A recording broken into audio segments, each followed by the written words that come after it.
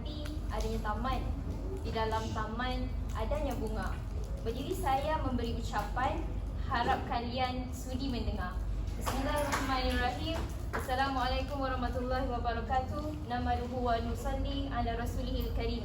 Dan salam sejahtera saya ucapkan kepada pensyarah khusus KOM 3403, Sefaril dan juga rakan-rakan yang saya kasih sekalian.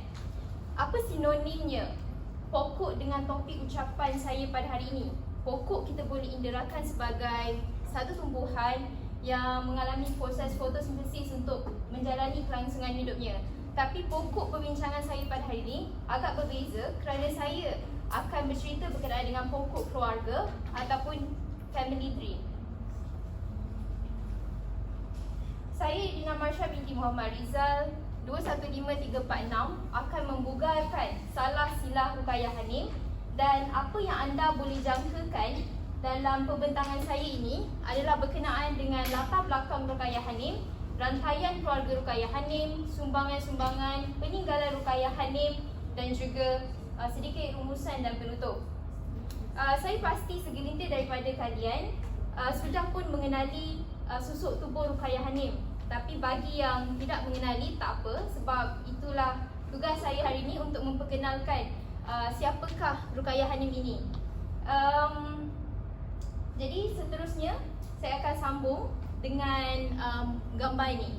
Mungkin ada yang tak berapa familiar dengan gambar Ruqayyah Hanim, tapi kalau ini agak boleh teka tak siapa? Zeti Aziz. Zeti Aziz kan? Seterusnya kalau saya tunjuk gambar ini dan juga ini, boleh kenal kan? Jadi mereka bertiga ni merupakan individu yang sangat terkenal dan juga berpengaruh di Malaysia, terutamanya dalam bidang ekonomi, sosial, politik, bidang kemasyarakatan. Walaupun bidang mereka berbeza, ketiga-tiga individu ini, tapi mereka berkongsi satu persamaan yang sama, iaitu darah daging. Mereka ini daripada salah silah Ruqayyah Hanim. Seterusnya, serba sedikitlah berkenaan dengan latar belakang Ruqayyah Hanim ini sebelum saya pergi dengan lebih lanjut. Ruqayyah Hanim ni banyak bersinama berdasarkan pembacaan kajian saya, antara daripada Mehmet Oze Ikram Saltik, profesor daripada Universiti Turki. Berikut merupakan antara versi nama Ruqayyah Hanim dalam pembacaan dan kajian beliau, iaitu Ruqayyah, Ruqiyah, Rusaya dan juga Rogaya. Dan tarikh lahir beliau adalah 1864 dan kembali ke Rahmatullah pada 1906. Asal usul Ruqayyah Hanim ni berasal daripada Turki. Dan kalau anda lihat di sini, hadir bersama ke tanah Melayu bersama kakaknya Khadijah Hanim. Beliau ini merupakan warga dan juga warga Turki yang duduk di Babusit, Istana Konstantinopel. Babusit ini merupakan pagar yang ketiga di Istana Topkapi yang khas untuk majlis-majlis kerajaan, yang terdapat juga perpustakaan serta tempat penyimpanan barang-barang mewah Sultan di Turki lah. Jadi berbalik kepada Ruqayyah Hanim tadi, bagaimana individu yang dikatakan puteri Sirkasia ini boleh hadir ke Malaysia dan juga memberi pengaruhnya? Disebabkan oleh dari Turki ke Johor. Dalam banyak-banyak negeri pada abad ke-19, Johor merupakan pilihan Empire Turki untuk menjalinkan hubungan diplomatik, iaitu dengan almarhum Sultan Abu Bakar Ibni Temenggung Dain Ibrahim bersama dengan Sultan Empire Turki. Kedatangan Ruqayyah Hanim ni, seperti yang saya perkenalkan tadi, tidaklah berseorangan kerana beliau hadir bersama kakaknya Khadijah Hanim dan dipersembahkan oleh kerajaan Turki untuk kerajaan Johor bagi menjalin sebagai tanda menjalinkan hubungan silaturahim melalui perkahwinan. Dan ada kajian yang mengatakan bahawa dua individu Ruqayyah dan juga Khadijah Hanim ini merupakan gundik sultan di Istana Konstantinopel. mereka ini dipilih dari Haram Topkapi untuk dibawa ke Johor. Dan haram ni merupakan kawasan larangan lelaki dan kecuali sultan serta penjaga haram lah. Kebiasaannya haram ni yang duduk di haram adalah para hamba, gundik-gundik dan juga isteri. Jadi tugas gundik ni ataupun concubine biasanya untuk menghiburkan sultan lah, menuang teh, buat persembahan dan sebagainya.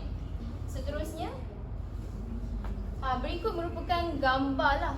Sebab mungkin anda terbayang tempat hamba di sana bagaimana untuk tempat gundik, tapi dia sangat mewah. Sampai sekarang masih ada lagi lah di Turki. Seterusnya saya akan pecahkan salah silah Ruqayyah Hanim ni kepada 3 keluarga besar yang sangat dominan pengaruhnya di Malaysia sehingga kini. Ungku Abdul Majid. Ungku Abdul Majid ni merupakan suami pertama Ruqayyah Hanim. Sebab Ruqayyah Hanim ni kahwin 3 kali, bersilih ganti. Okay.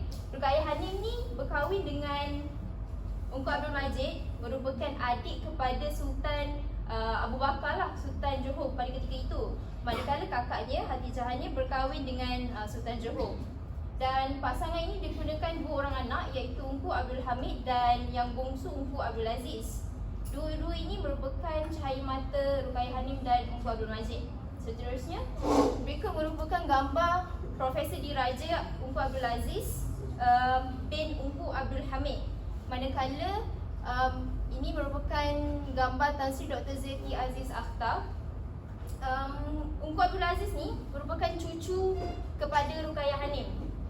Dan Zeti Akhtar Aziz ini merupakan cicit kepada Ruqayyah Hanim. Macam yang kita kenal, Profesor Diraja Ungku Abdul Aziz ini terkenal dengan sumbangannya dalam bidang ekonomi, politik dan sosial serta pengasas tabung haji dan juga Dewan Bahasa dan Pustaka. Kita tak boleh nafikan juga sumbangan Dr. Zeti Akhtar Aziz ini dalam menerjui Bank Negara Malaysia dan menjadi Gubernur pertama wanita. Okay. Seterusnya beralih kepada keluarga Said Abdullah Al-Attas. Setelah kemangkatan Ungku Abdul Majid, Ruqayyah Hanim ni berkahwin kali kedua bersama Said Abdullah Said Muhsin Al-Attas ini. Said Abdullah ni berasal daripada Hadramaut, Yemen, tapi beliau bermigrasi dari Bandung ke Singapura. Oleh itu, pasangan ini dikunakan seorang anak nama Said Ali Said Abdullah.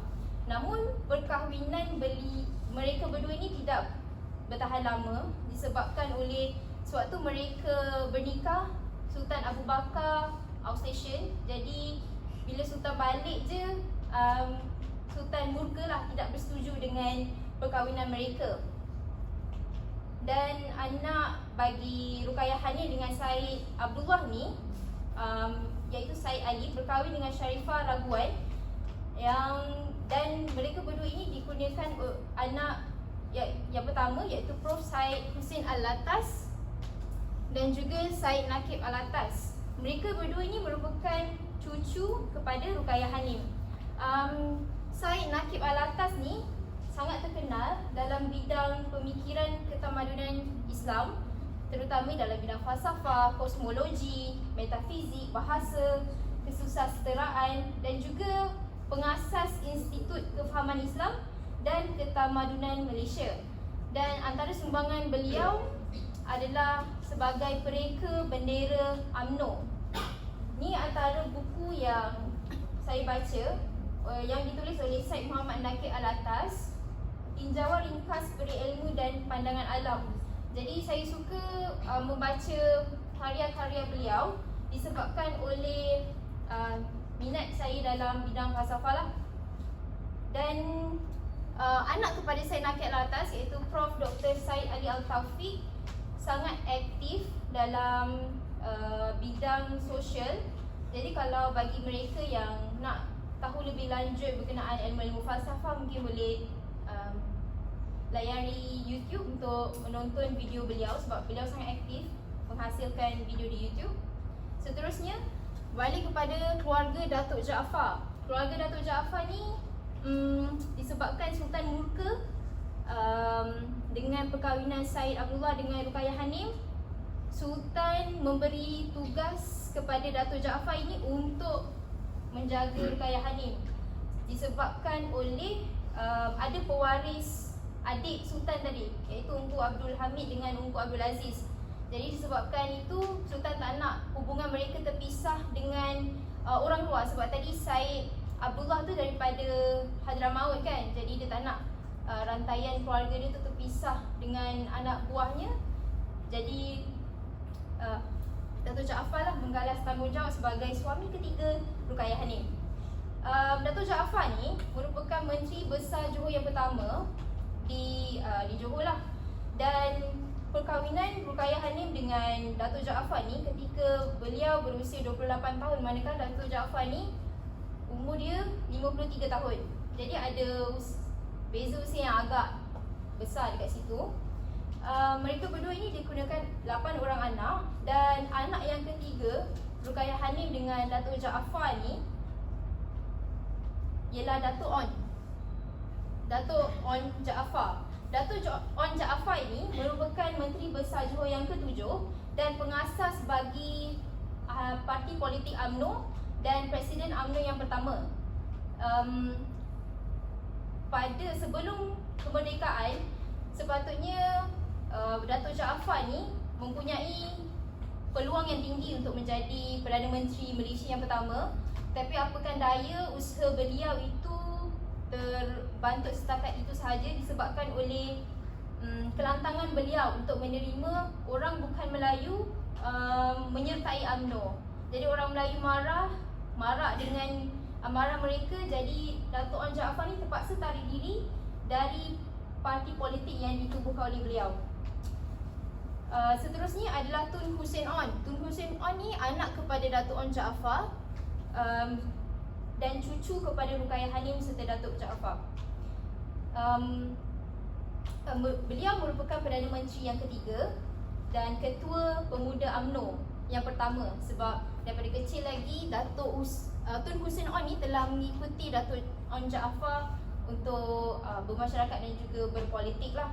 Seterusnya Datuk Seri Hishamuddin Hussein, anak kepada Tun Hussein On, cicit kepada Ruqayyah Hanim dengan Datuk Jaafar.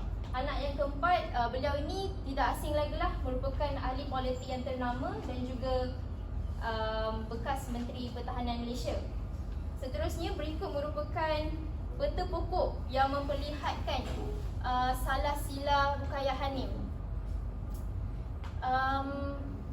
Kalau lihat di sana, Unku Abdul Aziz berkahwin dengan Sharifah Azhar. Sharifah Azhar ni merupakan sepupu Unku Abdul Aziz daripada hasil perkahwinan yang ketiga Ruqayyah Hanim dekat sini. Selepas itu ni Hishamuddin Hussein, yang kakak kepada Hishamuddin Hussein ni bernama Datin Ruqayyah Hanim. Maksudnya keluarga mereka ni acknowledge lah moyang mereka punya nama. Jadi Datin Ruqayyah Hanim punya anak ni merupakan Menteri Besar Johor pada sekarang ni, Datuk On Hafiz Ghazi. Okay, ini merupakan sedikit lah hamparan peta berkenaan dengan salah sila Ruqayyah Hanim. Sebenarnya banyak lagi sebab kalau kita lihat cucu, cicit, anak-anak hasil daripada pokok Ruqayyah Hanim ni menjadi baka yang sangat bagus lah. Seterusnya berikut merupakan peninggalan dan legasi Ruqayyah Hanim ini melahirkan ahli-ahli ekonomi, ahli akademik, sosiologi dan pemikir Islamik serta tokoh-tokoh politik lah. Dan ini merupakan satu petikan daripada buku iaitu oleh Faizal Tehrani, Surat-Surat Perempuan Johor. Surat-Surat Perempuan Johor ni berkenaan dengan dua wanita pada zaman yang berbeza menulis surat bagi bapa mereka berkenaan dengan cara tata kelola kerajaan yang betul berlandaskan Islam. Sebab dua orang wanita ni merupakan kerabat di Raja Johor. Jadi sulaman kata mereka sangat indah untuk memberi nasihat yang lembut kepada bapa mereka berdua. Johor akan menghasilkan lebih daripada Ungkul Abdul Aziz, lebih daripada Dato' On, lebih daripada Nakib Alatas yang semuanya punya jalur yang sama, iaitu dari Ruqayyah Hano. Johor juga melahirkan manusia-manusia penting dalam sejarah negara kita daripada satu rahim, iaitu Tehrani 2007. Kesimpulannya, kalau kita mula sebagai bukan sesiapa, tidak bermakna itu jugalah pengakhiran kita. Semoga semua dapat manfaat dan ilmu daripada perkongsian saya supaya kita berusaha untuk melaksanakan tugas sebagai abid dan khalifah di muka bumi ini dan terus memberi manfaat kepada orang lain. Selagi kita ada kudrat, tidak diraukan penat, kita tidak akan pernah terlambat untuk memberi manfaat kepada semua orang. Sekian sahaja. Wabillahi taufiq wal hidayah. Assalamualaikum warahmatullahi wabarakatuh.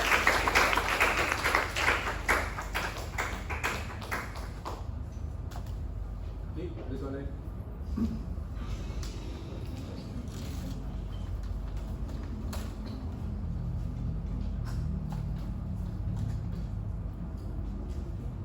Ada soalan? Satu nak tanya apa?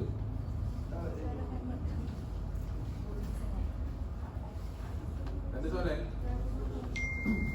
Ke terlalu faham? Terlalu menghayati cerita? Terlalu faham.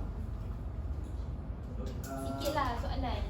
Ruqayyah ini dia ada dapat kewarganegaraan Malaysia? Keluarga negara Malaysia tidak pasti sebab Ruqayyah ni datang di tanah Malaya sebelum Malaysia terbentuk. Dia meninggal pun sebelum Malaysia terbentuk. Dia meninggal pada 1906. Muaz boleh datang depan pilih nak yang mana?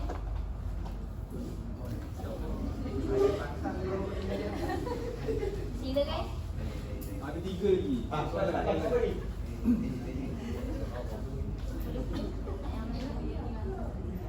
Lego. Lego lah, Lego.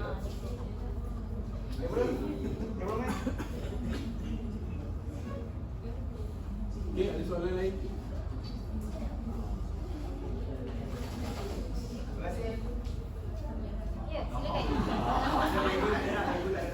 Mat.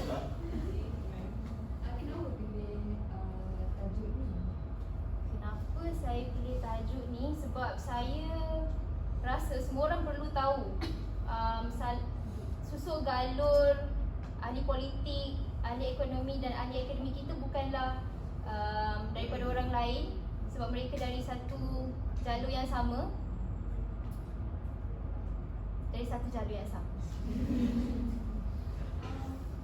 Boleh? Sabar je. Boleh tanda depan ambil. Sabar kak. Ni kalau tidak tak ada soalan ni. Dia nak ada pampasan. Apa ni? Sama. Okey, satu lagi. Kan? Tak kisah, lebih pun tak apa. Silakan. Berapa lama masa ambil nak research pasal Salasya Ruqayyah ni? Berapa lama sebenarnya daripada sen lepas lagi. Sebab saya mula pembacaan kenal Ruqayyah ni daripada sen lepas, daripada subjek falsafah dan isu semasa. Jadi saya nak tahu lebih lanjut sebab kita perlu tahulah Ruqayyah ni sebab macam dia memberi inspirasi dan juga manfaat bagi kita. Tu je lah.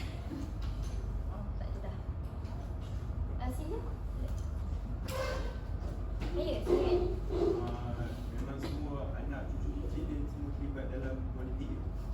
Nampaknya begitu. Yang ada anak 8 orang tadi tu semua. Memang semua terlibat dalam politik. Sama. Keluarga yang mana? Dato' Jaafar tadi anak ada 8 orang kan? Ya, 8 orang. Dato' Jaafar anak dia 8 orang. Cucu cicit dia macam tak tahulah kabel mungkin. Ada yang tak percaya.